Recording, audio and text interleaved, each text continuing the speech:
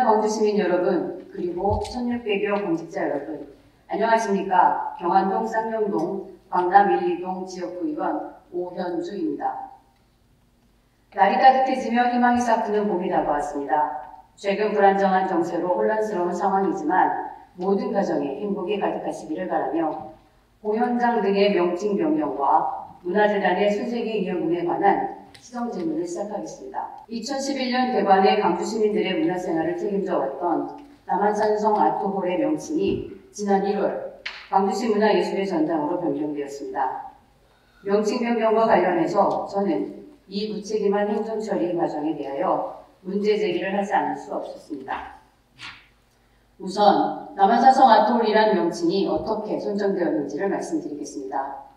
2011년 문화스포츠센터라는 명칭으로 개관한 본 공연시설은 2014년에 공연장 이미지에 맞게 효과적으로 홍보하고자 명칭 변경에 나서게 되었습니다. 이에 따라 광주 시민을 대상으로 25일간 명칭 공모를 실시해 100사건이 접수된 바 있습니다. 이후 명칭 선정 조정위원회를 구성하였으며 3차 선정 과정을 통해 광주 아트홀이라는 명칭으로 결정되었습니다.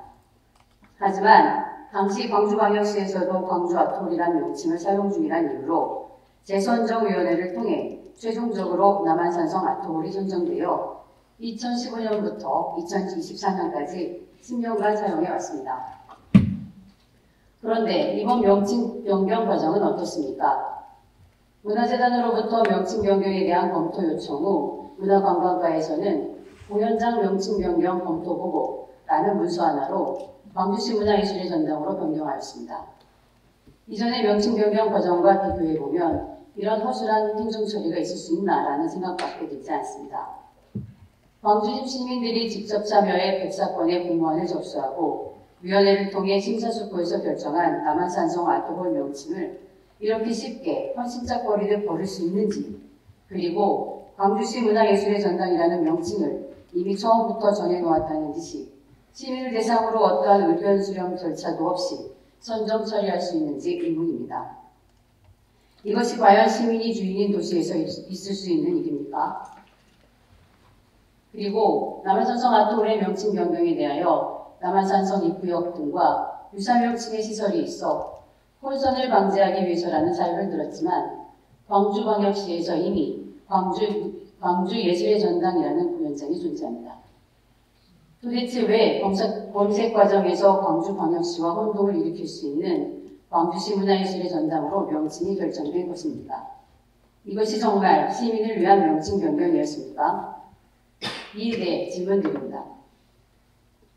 첫째, 문화관광과의 명칭 변경 검토 보고 문서를 보면 광주시 문화예술의 전당 명칭이 어떤 과정을 통해 나오게 되었는지 전혀 알 수 없습니다.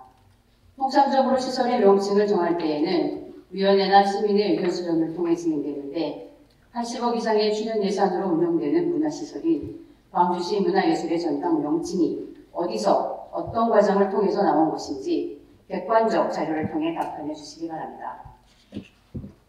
둘째, 민선 8기에 들어서 시민들이 이용하는 다수의 시설 명칭이 바뀌어 왔습니다. 경화근린공원이 호국보훈공원으로 시청사 다목적 광장은 와스비 광장으로 바뀌는 등 모든 명칭 변경 과정이 공개적으로 추진된 바 없이 폐쇄적인 결정 과정에 따라 추진되었습니다. 지금이라도 명칭 선정 과정을 다시 제대로 추진해 남한산성 아트홀이 시민들의 의견이 반영된 시민들의 문화예술 시설로 거듭날 수 있도록 바로잡아 주시기를 바라며 이에 대해 답변해 주시기 바랍니다.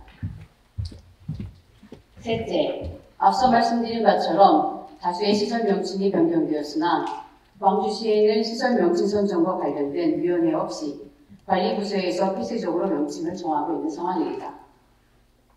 지명위원회는 관련 법에 따라 구성되어 운영 중이지만 시설 명칭 선정권을 심의 대상으로 다루지 않기 때문에 객관적이고 공개적인 명칭 선정을 위하여 선정 절차를 규정화할 필요가 있습니다. 따라서 앞으로 준공될 많은 공공시설에 대하여 시민의 의견을 반영하기 위한 명칭 선정과 관련된 절차 규정을 마련해 주시기 바랍니다. 다음, 문화재단 순세기 인여금이 과다하게 발생하는 문제에 대해 말씀드리겠습니다. 2021년 결산에 따른 문화재단의 순세개인 이여금은 6억 7천만 원, 2022년은 17억 8천만 원, 2023년은 19억 5천만 원이었습니다. 2023년의 순세개인 이여금과 2023년 당초 출연금 예산인 98억 7천만 원을 비교하면 순세개인 이여금이 예산 대비 20%에 이를 정도로 과다하게 발생했습니다. 문화재단의 순세개인 이여금이 이렇게 발생한 원인은 실제 필요한 예산보다 과다하게 예산을 요구해 편성했거나 사업 추진에 적극적으로 나서지 않았을 경우 두 가지일 것입니다.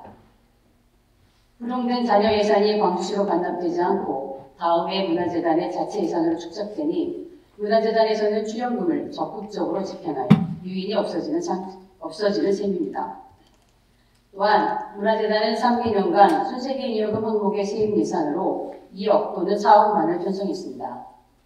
아무리 당초 예산 편성 자료를 결산 이전에 제출한다 하더라도 10억 이상 추계 차이가 발생하는 것은 실수라 할 수 없는 수준입니다. 3년 연속으로 세입 추계와 실제 잉여금이 이렇게 차이 나는데 계속해서 같은 수준으로 세입 추계를 해왔다는 것은 납득하기 어렵습니다. 이는 단순한 실수가 아니라 의도적인 목적이 있지 않았을까 하는 의심마저 들 정도입니다. 문제는 순세개인 이여금이 예산 심의를 받지 않고 자체적으로 활용할 수 있는 예산으로 쓰이기 때문에 어떠한 견제 장치도 없다는 것입니다. 20억 가까이 되는 시민의 혈세가 어떠한 견제도 받지 않고 단기간에 쌈짓돈처럼 쓰이는 이 상황이 과연 옳은 것인지 다시 생각해 볼 필요가 있습니다. 이에 대해 질문드립니다. 첫째, 문화재단의 순세개인 이여금은 지난 3년간 지속적으로 증가하고 있고 앞서 말했듯 이에 대하여 실질적으로 효과성 있는 대책 마련이 필요한 상황입니다. 시장님께서는 문화재단의 순세개인 이여금 최소화를 위하여 어떤 대책을 갖고 있는지 답변해 주시기 바랍니다. 둘째, 지방 출자 출연기간 예손 편성 지침에 따르면 출연기간의 설립자치단체는 순세개인 이여금을 고려해 출연금을 교부하도록 되어 있습니다. 그런데 당초 예산 편성 시점과 결산 시점의 차이로 인해 현 상황에서는 순세개인 이여금을 고려한 출연금 교부가 어려운 상황입니다. 따라서 예산 편성 지침을 준수하면서 출연금을 어떻게 교부할 것인지 답변해 주시기 바랍니다. 셋째, 순세개인 이여금의 규모는 앞서 말씀드렸듯이 20억에 가깝게 발생하고 있습니다.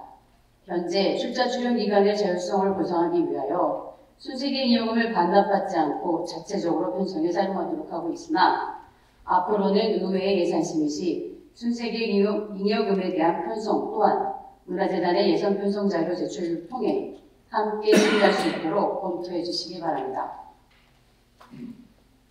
존경하는 시장님, 그리고 공직자 여러분, 오늘 제 질문은 단순한 비판이 아니라 제도와 행정이 시민을 향하도록 바로잡자는 요청입니다.